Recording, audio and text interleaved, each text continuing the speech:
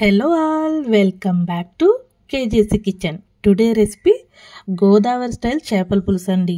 చేపల పులుసు అంటే ఒక్కసారి ఇలా గోదావరి స్టైల్ చేశారంటే చాలా టేస్ట్ అనేది అదిరిపోతుందండి. దీనికోసం నేను 1 కిలో చేపలు తీసుకొని ఇందులో ఫస్ట్గా ఉప్పు కారం పసుపు వేసేసుకొని కొంచెం ఇలా మనం ఉప్పు కారం కలిసేటట్టు కలుపుకొని పక్కకు పెట్టేసుకోవాలండి. ఎవరైనా ఫస్ట్ టైం చేసినా కూడా టేస్ట్ అనేది అదిరిపోతుంది. నేను ఎలా అయితే క్వాంటిటీ చెప్తానో అలానే ఫాలో అవ్వండి, మనకి టేస్ట్ అనేది సూపర్గా వస్తుందండి. తర్వాత నేను పులుసు కోసం ఒక పెద్ద నిమ్మకాయ సైజ్ అంతా చింతపండు తీసుకొని ఇందులో ఒక 200 ml వాటర్ వరకు వేసుకొని మంచిగా నానబెట్టుకొని పక్కకు పెట్టేసుకోవాలి. తర్వాత నేను ఉల్లిపాయ పేస్ట్ కోసము ఇందులో పెద్ద సైజు ఉల్లిపాయలు ఒక 2 తీసుకున్నాను. తర్వాత నేను అందులో ఒక వెల్లుల్లి రెమ్మలు పొట్టు తీసుకున్నాను, ఒక 10 వేసుకుంటున్నాను.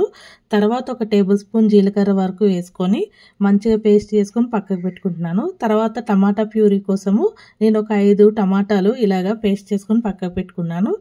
తర్వాత మనము చేపల కర్రీ కోసము మనము ఇలాగా మన కడాయి అనేది కొంచెం వెడల్పుగానే ఉండాలండి. అలా అయితే మనం చేపల పులుసు చేసేటప్పుడు చేపలు అనేవి విడిపోకుండా ఉంటాయన్నమాట. అందులో నేను ఒక 4 టేబుల్ స్పూన్ వరకు ఆయిల్ వేసుకొని మనము రెడీ చేసి పెట్టుకున్నాం కదా ఉల్లిపాయ పేస్ట్, అది వేసుకొని మంచిగా పచ్చి వాసన పోయేంత వరకు కలుపుకోవాలండి. ఎవరైనా కూడా ఫస్ట్ టైం చేసినా కూడా అండి చాలా పర్ఫెక్ట్గా వస్తుంది. తర్వాత నేను ఇందులోనే ఒక కరివేపాకు రెమ్మలు ఒక 4 ఇలా రెమ్మలు వేసేసుకుంటున్నాను. మనకి కరివేపాకు రెమ్మలు వేసుకుంటే మన పులుసు అనేది టేస్ట్ ఈ ఫ్లేవర్ దానికి పట్టి టేస్ట్ అనేది చాలా బాగుంటుంది. ఖచ్చితంగా కరివేపాకు వేసుకోండి. తర్వాత నేను ఇందులోనే ఒక 1 టేబుల్ స్పూన్ వరకు అల్లం వెల్లుల్లి పేస్ట్ వేసుకుంటున్నాను. అది కూడా వేసుకొని మంచిగా పచ్చివాసన పోయేంత వరకు కలుపుకోవాలి. ఎవరైనా నా వీడియో ఫస్ట్ టైం చూస్తే ప్లీజ్ ఒక లైక్ వేసుకొని చూడండి. ఇంకా నా వీడియోస్ నచ్చితే మీరు సబ్స్క్రైబ్ కూడా చేసుకోండి. తర్వాత నేను ఇందులో ఒక 1/2 టేబుల్ స్పూన్ వరకు పసుపు వేసుకుంటున్నాను. పసుపు వేసుకొని మంచిగా కలుపుకోవాలి. ఇది కూడా పసుపు పచ్చివాసన పోయే వరకు కలుపుకోవాలి. మీకు ఏమైనా రెసిపీస్ కావాలి అన్నా కూడా నాకు కమెంట్ బాక్స్లో కమెంట్ చేయండి, ఖచ్చితంగా నేను చేస్తాను. ఎవరైనా నా వీడియో చూస్తే మాత్రం ప్లీజ్ ఒక లైక్ వేసుకొని అయితే చూడండి. ఇది మంచిగా వేగిన తర్వాత మనము టమాటా ప్యూరీ రెడీ చేసి పెట్టుకున్నాం కదా, అది వేసుకొని ఇది కూడా మంచిగా దగ్గరగా ఫ్రై అయ్యేంత వరకు మనం కలుపుకోవాలండి. ఈ టమాటా అనేది మనం కొంచెం ఆయిల్ తేలేంత వరకు మనం కలుపుకుంటే సరిపోతుంది. ఇలా మంచిగా ఇది ఫ్రై అవుతూ ఉంటే మనకి ఆయిల్ తేలుతుంది. అప్పుడు మనకి టమాటా కూడా పచ్చివాసన అనేది ఏముండదు, మంచిగా కుక్ అవుతుంది. కాబట్టి ఇలా కలుపుకొని ఒక 5 మినిట్స్ కుక్ చేసుకోవాలి దీన్ని. ఇది కుక్ అయిన తర్వాతనే మనము ఇందులో నేను కేజీకి ఒక 3 టేబుల్ స్పూన్ వరకు కారం వేసుకున్నాను. మీరు తక్కువగా తినే వాళ్ళైతే ఒక 2.5 టేబుల్ స్పూన్ కారం వేసుకోండి. తర్వాత టేస్ట్కి సరిపడా సాల్ట్ వేసుకుంటున్నాను.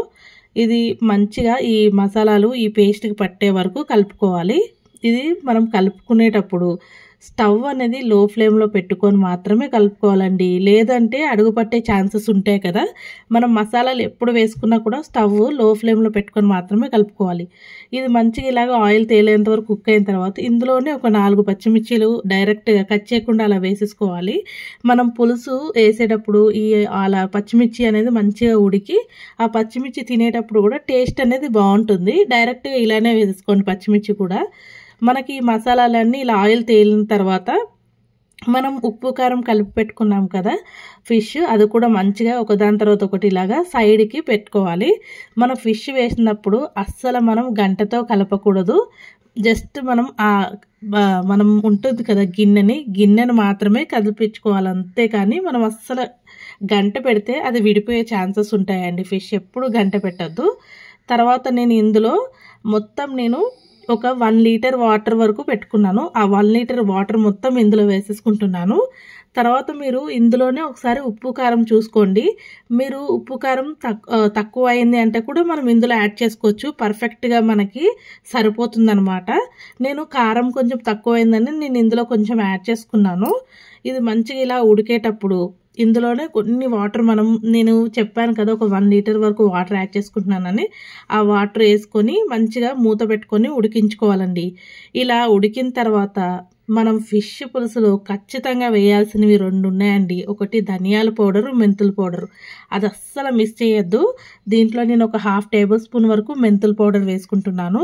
తర్వాత నేను అందులో కొంచెం ధనియాలు, గరం మసాలా ఉన్నది కదా, తర్వాత ధనియాలు కూడా వేసుకొని ఇలా పొడి చేసుకొని వేసుకుంటున్నాను. మనకి ఫిష్ పులుసు టేస్ట్ రావాలి అంటే ఇవి 2 ఖచ్చితంగా వేయాలండి.